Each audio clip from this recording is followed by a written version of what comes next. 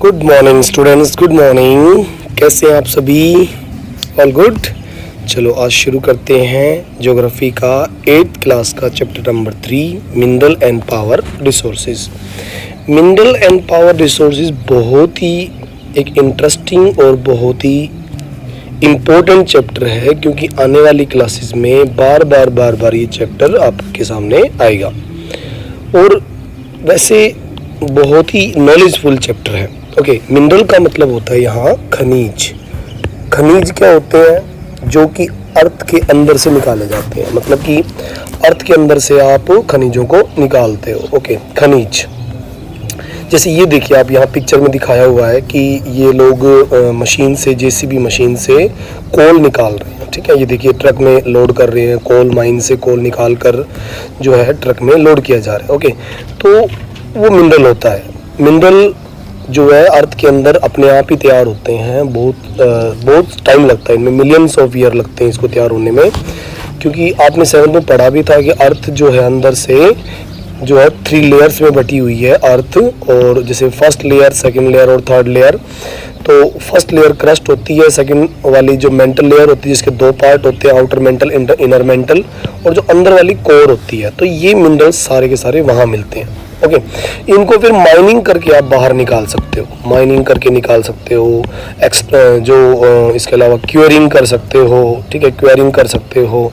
ठीक है, या फिर इनकी आप जो है माइनिंग, क्यूरिंग और ड्रिलिंग कर सकते हो। ड्रिलिंग से भी मिनरल बाहर आ जाते हैं। ओके, और फिर अब दूसरे नंबर पे आता है पावर रिसोर्स। देखो, पावर का मतलब होता है ऊर्जा संसाधन। ऊर्जा संसाधन मतलब कि वो संसाधन जो आपके जो लिए बहुत इम्पोर्टेंट है। जैसे कोल आप जलाते हो और बाकी जैसे कोल वगैरह निकाल लेते हैं अर्थ से, और फिर उसको जो है हीट करके, बर्न करके, और फिर क्या करते हैं, उससे हम बिजली वगैरह भी बना लेते हैं, और जो मेटल्स होती हैं उनको भी मेल्ट कर लेते हैं। तो बहुत सारे जो कोल की वजह से जो काम होते हैं वो सारे हमारे लिए बहुत इम्पोर्टेंट है, और वो कोल हमारे फिर क्या बन जाता है, पावर का रिसोर्स बन जाता है। ओके, अब आप देखिए यहाँ दिखाया गया है आपकी इस बुक में, एनसीईआरटी बुक में आपको दिखाया गया कि कोल मिनरल्स एक्चुअल में होते क्या हैं। ठीक है, ओके, तो मिनरल क्या है? एक नेचुरल अक्रिक सब्सटेंस होता है that has a chemical composition in is a mineral. मतलब कि एक ऐसा पदार्थ, एक ऐसा तत्व जिसकी एक अपनी केमिकल कंपोजिशन होती है, डेफिनेट केमिकल। हर एक टाइप के जितने मिनरल होते हैं उन सब की अपनी एक अलग ही एक डेफिनेट केमिकल कंपोजिशन होती है। मतलब कि वो हार्ड होता है या सॉफ्ट होता है, वो सब उसके ऊपर डिपेंड करता है। ठीक है, एक बात और सच है कि इस पूरी अर्थ पे मिनरल सब जगह पर इक्वली डिस्ट्रीब्यूटेड नहीं है। ठीक है, कहीं पर ज़्यादा है, कहीं पर कम है, इवनली, मतलब कहीं ज़्यादा कहीं कम है। ओके, और ये जो है स्पेशली उस एरिया पे कंसंट्रेटेड होते हैं जो कोई खास रॉक फॉर्मेशन जहाँ होती है, जैसे इग्नियस रॉक्स में ज़्यादातर आपको मिनरल पाए जाते हैं। ठीक है, some minerals are found in area which are not easily accessible. कुछ मिनरल तो ऐसी जगह पर भी है जहाँ मतलब उनको निकालना ही बड़ा मुश्किल है, नॉट इजीली एक्सेसिबल। जैसे बता रहे कि आर्कटिक ओशन में बहुत सारे मिनरल्स पड़े हुए हैं उनके बेड्स में, वहाँ पर आप उनको निकाल नहीं पाओगे, क्योंकि हमारे पास इतनी लेटेस्ट टेक्नोलॉजी नहीं आई है कि आप उन मिनरल को वहाँ से निकाल पाएँ। या एंटार्क्टिका में बहुत सारे मिनरल पड़े हुए हैं, आप उनको निकाल नहीं पाओगे, बहुत मुश्किल है। और अगर निकालने की कोशिश भी की तो बहुत सारा पैसा वहाँ पर खर्च हो जाएगा। ओके, तो देखिए अब बात आती है आगे। ठीक है, और जैसे मिनरल के बारे में कुछ और बता रहा है, mineral are formed in a different layer of geological environment. कि मिनरल अलग अलग लेयर में, मतलब कि अलग अलग टाइप से और अलग अलग लेयर में अलग अलग समय में बने हैं। जियोलॉजिकल इन्वायरमेंट का मतलब है बहुत ही पुराने समय में, मतलब कि जब भूमि बनने लग रही थी जिस समय, मतलब कि अर्थ का फॉर्मेशन ही हो रहा था, उस समय ये चीज़ें बनी थी। बहुत सारी वोल्केनिक एक्टिविटी हुई है जब ये मिनरल्स बाहर आए। आपने सुना होगा ना, 7th में हमने वोल्केनिक एक्टिविटी के बारे में पढ़ा था कि कैसे अंदर का मैग्मा बाहर आता है, और अंदर का मैग्मा बाहर आने के बाद वो लावा का रूप ले लेता है, गर्म तप्त, मतलब बिल्कुल रेड जो है कलर का लावा हमें दिखाई देता है। और फिर बाद में इग्नियस रॉक्स के रूप में इकट्ठा हो जाता है, ठीक है, और फिर हम इसको यूज़ करते हैं, ठीक है, समझ रहे हो आप, या फिर मेटामॉर्फिक के रूप में। तो मतलब अलग अलग प्रोसेस के थ्रू ये बनता है। ओके, नेचुरल प्रोसेस जो है अलग अलग लेवल पे तैयार होता है। ओके, अब यहाँ देखो इनको निकाला कैसे जाता है, they are created by natural process, वो बनते तो नेचुरल प्रोसेस के थ्रू हैं और बिना किसी ह्यूमन की हेल्प से बनते हैं। ह्यूमन इंटरफेयर्स वहाँ नहीं हो सकता, और ना ह्यूमन की इतनी हिम्मत है कि अंदर जाके वो उन चीज़ों को डिस्टर्ब कर सके। अब जितने भी दुनिया में मिनरल होते हैं ना बेटा, उनको आइडेंटिफाई किया जाता है कुछ बेसिस पर। जितने भी मिनरल आपको अर्थ पे मिलेंगे उनको उनकी फिजिकल प्रॉपर्टी के अकॉर्डिंग हम क्या कर सकते हैं, आइडेंटिफाई कर सकते हैं, उनके नाम दे सकते हैं, उनको आइडेंटिफाई कर सकते हैं। कलर के अकॉर्डिंग आप उनको आइडेंटिफाई कर सकते हैं, उनके डेंसिटी कि वो कितना एरिया घेर रहे हैं। डेंसिटी का मतलब है कि किसी सब्सटेंस ने अर्थ के अंदर कितना एरिया कवर किया हुआ है, या फिर वो कितने एरिया में फैला हुआ है, या उसकी डेंसिटी कितनी है। ओके, उसकी हार्डनेस के अकॉर्डिंग, जैसे आपने देखा होगा कोल बहुत ज़्यादा हार्ड नहीं होता, लेकिन जो हीरा होता है यानी कि डायमंड होता है वो बहुत ज़्यादा हार्ड होता है। तो जितने भी टाइप के मिनरल होते हैं उनकी हार्डनेस के अकॉर्डिंग हम उनको पहचान सकते हैं, और उनकी केमिकल प्रॉपर्टीज़ उनके अकॉर्डिंग भी हम उनको देख सकते हैं, मतलब पहचान सकते हैं, ठीक है। और सोल्युबिलिटी मतलब कि पानी में उनकी घुलनशीलता, या फिर कैसे वो लोग जो है इसको तैयार कर सकते हैं, उसके अकॉर्डिंग हम सोल्युबिलिटी के अकॉर्डिंग भी हम उसको पहचान सकते हैं। देखिए डू यू नो में देखिए यहाँ पर साल्ट जो हम खाते हैं ना, जो हम खाना खाते हैं और उस खाने में नमक डालते हैं, जिसको हम रॉक साल्ट भी, एक सेंधा नमक भी होता है, एक ब्लैक सॉल्ट भी होता है यानी कि काला नमक भी होता है। तो ये हमारे फूड में जो हम यूज़ करते हैं वो भी एक तरह से एक मिनरल ही है। और ग्रेफाइट जो हम पेंसिल में यूज़ करते हैं, पेंसिल का जो डंक होता है, पेंसिल का जो आगे की जो नोक होती है वो ग्रेफाइट से बनती है, जो कि फिर लकड़ी के बुरादे से उसको चारों तरफ लपेट दिया जाता है। तो पेंसिल जो तैयार होती है वो भी जो है मिनरल का ही एक रूप है। मतलब ये समझाना चाह रहा है कि आप अपने डेली लाइफ में बहुत सारी चीज़ें आप एज ए मिनरल देख सकते हो, बहुत सारी चीज़ें आप समझ सकते हो। ओके, तो यहाँ ये पेज समझ में आ गया, बिल्कुल आसान था कि मिनरल क्या है, खनिज होते हैं, कैसे निकाला जाता है, इनके थ्रू।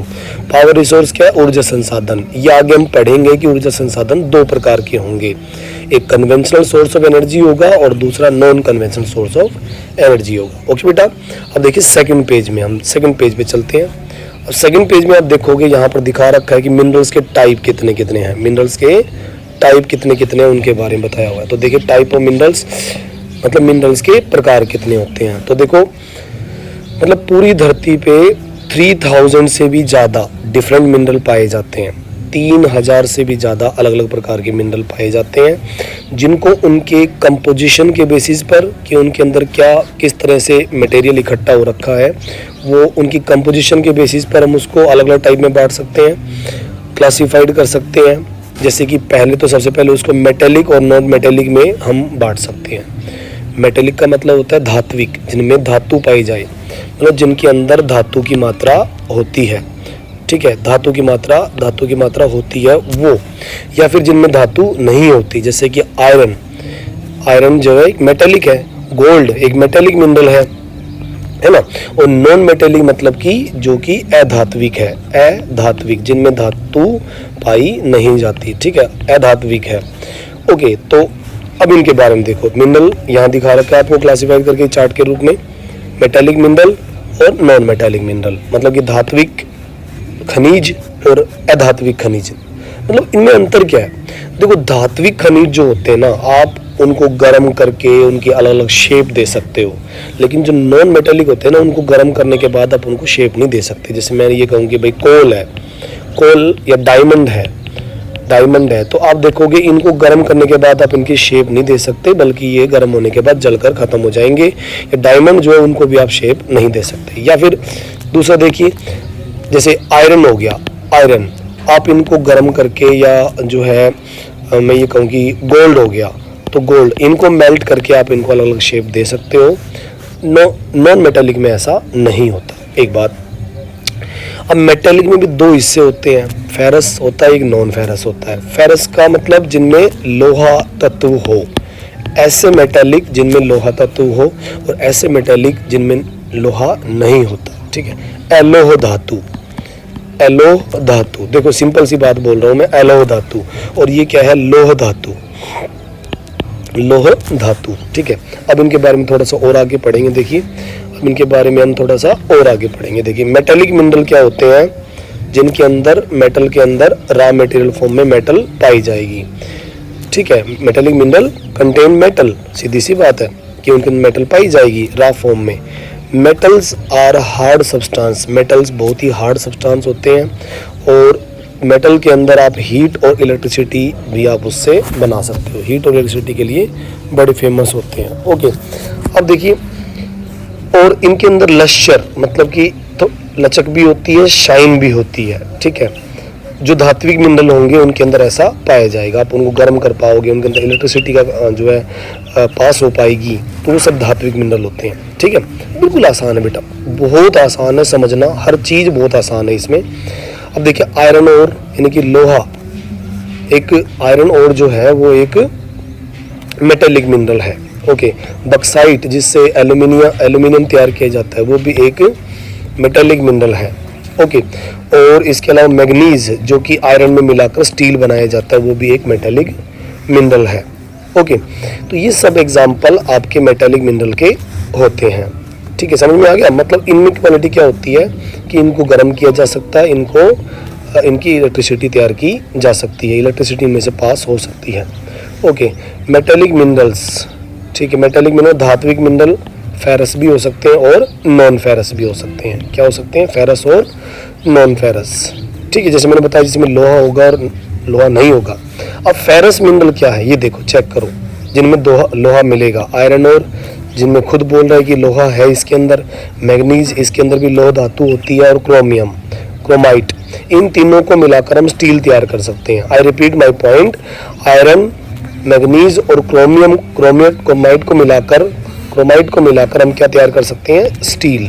स्टील तैयार कर सकते हो आप। ठीक है, इन तीनों को मिलाकर स्टील तैयार की जा सकती है।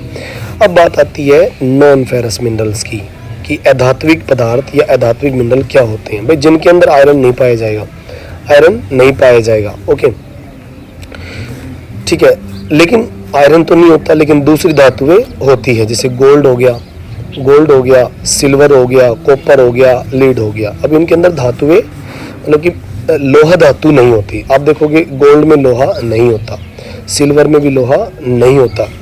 ओके, और कॉपर में भी लोहा नहीं होता। मतलब जिनमें लोहा नहीं पाया जाता वो नॉन फेरस है और जिनमें लोहा पाया जाता वो फेरस है। मैं बिल्कुल सिंपल बात आपको बता रहा हूँ ये। ठीक है, ओके, यहाँ तक समझ में आ गया? स्टील किससे बनता है? आयरन और मैग्नीज और क्रोमाइट को मिलाकर। और गोल्ड, सिल्वर और कॉपर और लेड मतलब सीसा, ये सब क्या होते हैं? ये नॉन मेटेलिक होते हैं, नॉन फेरस होते हैं। ओके, अब देखिए उसके बाद नॉन मेटेलिक मिनरल के बारे में और बता रहा है कि इसके अंदर do not contain metals. Non metallic mineral जैसे मैंने अभी बताया, कोल वगैरह हो गया, पेट्रोलियम हो गया। ठीक है, पेट्रोलियम हो गया। इसके अलावा आप देखोगे सोल्ट हो गया, सोल्ट। अब इनके अंदर कहाँ मेटल होती है? किसी के अंदर मेटल नहीं होती। तो नॉन मेटेलिक उसको कहेंगे जिसके अंदर मेटल नहीं पाई जाती। ठीक है, जैसे लाइमस्टोन है, इसके अंदर मेटल नहीं पाई जाती। माइका हो गया, इसके अंदर मेटल नहीं पाई जाती। लाइमस्टोन जानते हो क्या होता है? संगमरमर का पत्थर होता है जो घरों में जो मार्बल के रूप में भी यूज़ किया जाता है, या फिर कई बार लाइमस्टोन का यूज़ हम लोग देखते हैं घरों में कड़ी वड़ी करने के लिए भी यूज़ करते हैं, सफ़ेदी करते हैं। भाई जब दिवाली का मौसम आता है तो दिवाली के टाइम में हम क्या करते हैं? लाइमस्टोन लेके आते हैं, उसको पानी में भिगो देते हैं और भिगोने के बाद में फिर अपने घर मकान पे हम कली कर लेते हैं, मतलब कि सफ़ेदी कर लेते हैं सफाई के लिए, है ना। दीवारों पर पेंट टाइप का होता है ये लाइमस्टोन, काम आता है उस समय। माइका इलेक्ट्रिसिटी में यूज़ होती है। आप देखोगे बिजली के खंभों पर आपको कई बार जो है बिल्कुल ब्लैक कलर की या ग्रीन कलर की या ब्राउन कलर की आपको माइका मिल जाएगी। जिप्सम का पत्थर भी एक तरह से नॉन मेटेलिक होता है जिसको हम सीमेंट इंडस्ट्री में यूज़ करते हैं। अब इन तीनों में से किसी के अंदर भी क्या नहीं है? मेटल नहीं है। ना लाइमस्टोन में मेटल होती है, मतलब धातु नहीं है, ये अधात्विक है। और माइका हो गया, जिप्सम हो गया, इनमें भी धातु नहीं होती। या कोल हो गया, इनके अंदर भी धातु नहीं होती। पेट्रोलियम हो गया, इनके अंदर भी धातु नहीं होती। साल्ट हो गया, इसके अंदर भी मेटल नहीं होती। जैसे नीचे दिखा रखा है, कोल है, पेट्रोलियम है, तो इनके अंदर भी ये सारे के सारे नॉन मेटेलिक पाए जाते हैं। ओके, अब बारी आती है कि मिनरल्स को कैसे बाहर निकाला जाए। मिनरल कैसे निकलते हैं, तो मिनरल 3 तरीके से निकलते हैं। माइनिंग कर सकते हो आप ड्रिलिंग कर सकते हो और आप क्वेरिंग कर सकते हो। माइनिंग का मतलब होता है आप उनमें कोल निकालने के लिए आपने माइनिंग कर ली, ठीक है, या फिर आप आयरन निकालने के लिए आपने माइनिंग कर ली, या गोल्ड निकालने के लिए आपने माइनिंग कर ली। तो ये माइनिंग प्रोसेस होता है। ओके, मतलब इसमें क्या होता है, ज़मीन के ऊपर, ज़मीन के नीचे थोड़ा सा खोदना पड़ता है, ज़मीन ऊपर से साफ़ करके। जैसे मान लो ये हिल है, ये कोई हिल एरिया है, और हम क्या करते हैं यहाँ पर जो है इसको थोड़ा सा यहाँ से खोदना शुरू कर देते हैं अंदर से। ये अंदर से खोद कर मिनरल बाहर निकालना शुरू कर देते हैं। जैसे आपको फर्स्ट पेज में मैंने दिखाया था कि कैसे वहाँ मशीन जेसीबी वगैरह लगी हुई थी और वो मटेरियल बाहर निकाल रही थी। तो पहला प्रोसेस हो गया माइनिंग। अब माइनिंग भी 2 प्रकार की होती है। एक तो अर्थ के ऊपर ही किसी पहाड़ को तोड़ना, किसी हिल को हम तोड़ लेते हैं ऊपर से ही, उसको तोड़ना, ब्रेक डाउन करना शुरू कर देते हैं और ट्रक्स वगैरह में लोड करके हम ले जाते हैं। जैसे आप लाइमस्टोन को निकाल लेते हो, माइका निकाल लेते हो, जिप्सम निकाल लेते हो। तो ये ओपन कास्ट माइनिंग के थ्रू हो सकता है, मतलब धरती के ऊपर, धरातल पर भी आप ओपन कास्ट माइनिंग कर रहे हो। एक दूसरा होता है शाफ्ट माइनिंग। थोड़ा सा शाफ्ट का यूज़ करके आप उसको निकाल सकते हो, मतलब कि रोड टाइप का यूज़ करके आप उसको निकाल सकते हो। तो ये बहुत आसान होता है, माइनिंग करना बहुत आसान होता है।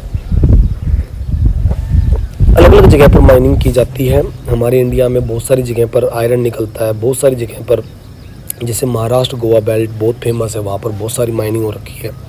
कर्नाटका की कोलार माइन फेमस है।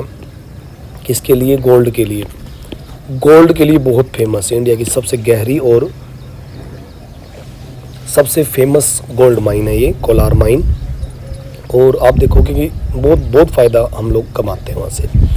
अब ये ड्रिलिंग एक दूसरा प्रोसेस होता है। ये दूसरा मतलब कि ड्रिलिंग एक, जैसे पेट्रोलियम निकालना पड़े हमें, जैसे मैं ये कहूँ कि डीजल वगैरह, पेट्रोलियम, क्रूड ऑयल निकालना पड़े, तो क्रूड ऑयल के लिए सबसे बेस्ट होता है ड्रिलिंग।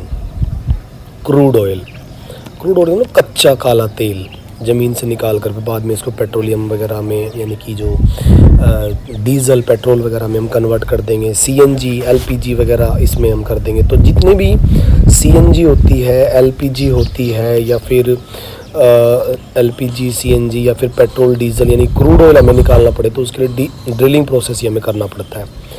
ड्रिलिंग करके ही हम बहुत गहराई से इन चीज़ों को निकाल सकते हैं, क्योंकि ये ओपन तो मिलते नहीं हैं, ये बहुत ही गहराई में मिलते हैं।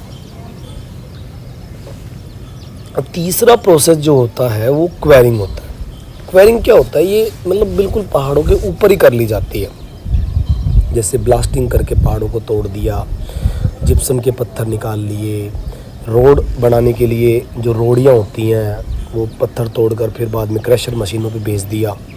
तो ये जो ओपन हिल एरिया पे तोड़ा फोड़ा जाता है वो क्वेरिंग कहलाता है। ठीक, बहुत आसान है।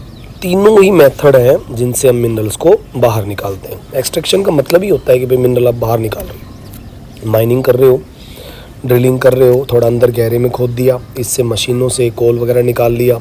क्वेरिंग से आपने पत्थर तोड़ लिए रोड वगैरह बनाने के लिए, फिर उनको आप बाद में छोटी छोटी रोडियों में कन्वर्ट करा दोगे क्रशर मशीन पर ले जाकर। अब देखिए यहाँ पर आपको दिखाया हुआ है एक मशीन लगा रखी है इन्होंने, और ये अंदर इसमें ड्रिलिंग किया हुआ है और पेट्रोलियम निकालेंगे। देखो समुद्र के अंदर, जहाँ तक मेरा आइडिया है ये मुंबई हाई का सीन है। मुंबई हाई मुंबई से थोड़ा दूर है, जहाँ पर अप्रोक्सीमेट 63% पेट्रोलियम वहाँ से निकाला जाता है। 63% पेट्रोलियम यानी कि क्रूड ऑयल निकाला जाता है। हमारे इंडिया में तीन चार जगह ही तो है जहाँ से पेट्रोलियम निकाला जाता है। जैसे मैं ये कहूँ कि भाई मुंबई हाई हो गया जहाँ पर पेट्रोलियम निकाला जाता है 63%, या फिर गुजरात हो गया, ये तो क्या हो गया मुंबई का area, Mumbai high,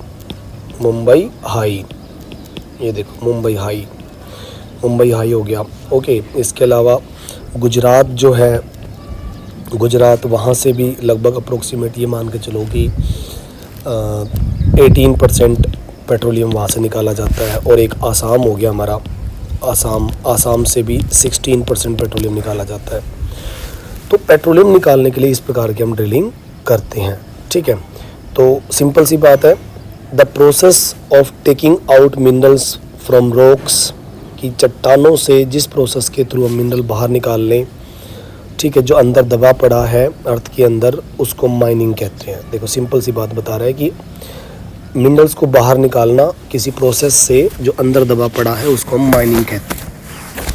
mineral that lies at shallow depth, जो ऊपर ही पड़ा मिल जाए, ज़्यादा गहराई में खोदना ना पड़े, पहले हम क्या करेंगे, taken out the removing the surface of layer, पहले हम ऊपर की लेयर को हटाएंगे किसी मशीन से और फिर मिनरल को निकाल लेंगे। मतलब कि थोड़ी गहराई में हमें मिल जाए, शैलो डेप्थ। शैलो डेप्थ का मतलब थोड़ी सी मिट्टी हटाई और हमने खोदना शुरू कर दिया, तो उसको हम ओपन कास्ट माइनिंग कह सकते हैं। मतलब ज़्यादा गहराई में हमें जाना नहीं पड़ा। लेकिन कभी कभी हमें थोड़ा और भी गहरा जाना पड़ता है, जैसे कोल निकालना पड़े, शायद ऊपर ना मिले।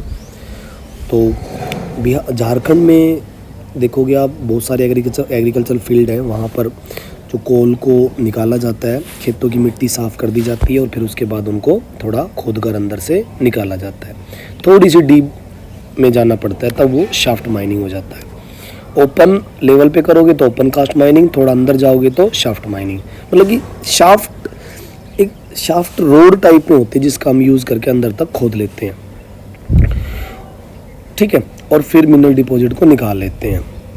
अब इसी को हम क्या कहते हैं, शाफ्ट माइनिंग बोलते हैं। मतलब थोड़ा सा अंदर ग्रेट डेप्थ पे, मतलब थोड़ी गहराई में ये मिल रहा है आपको, तब उसको शाफ्ट माइनिंग करना पड़ रहा है। पेट्रोलियम प्रोडक्ट, जैसे मैंने अभी बताया कि भाई नेचुरल गैस और पेट्रोलियम प्रोडक्ट है जो अर्थ सरफेस के काफ़ी गहराई में मिलेंगे, तो उसके लिए हम क्या करनी पड़ती है, ड्रिलिंग करनी पड़ती है। डीप वेल, गहरे कुएँ खोदने पड़ते हैं और बोर करनी पड़ती है अंदर। आपने देखा होगा ना, पानी की बोर होती है, वाटर बोर होती है। एग्रीकल्चर करने के लिए, हम इरिगेशन करने के लिए पानी की बोर कराते हैं और फिर पानी जब हो जाता है तो खूब हम पानी अंदर जो है एग्रीकल्चर फील्ड में यूज़ कर लेते हैं। और जो मिनरल अर्थ सरफेस पे ऊपर ही मिल जाए छोटी पहाड़ियों के रूप में और सिंपली उनको खोद कर तोड़ फोड़ करके निकाल लें, तो वो प्रोसेस आपका क्वेरिंग हो गया। क्वेरिंग सबसे आसान प्रोसेस होता है, सबसे आसान प्रोसेस। क्वेरिंग में ऊपर पहाड़ को ही तोड़ना होता है, बस ब्लास्टिंग करके हम तोड़ लेते हैं, ठीक है। तो कितनी अच्छी बातें हमने सीखी इस लेसन में। यहाँ इस पेज में हमने काफ़ी अच्छी बातें सीखी। यहाँ ऊपर देखो एक दिखा रखा है, रॉक के बारे में कुछ और बातें बता रखी है। ए रॉक इज़ एन, एक रॉक्स के बारे में कुछ डेफिनेशन दी गई है।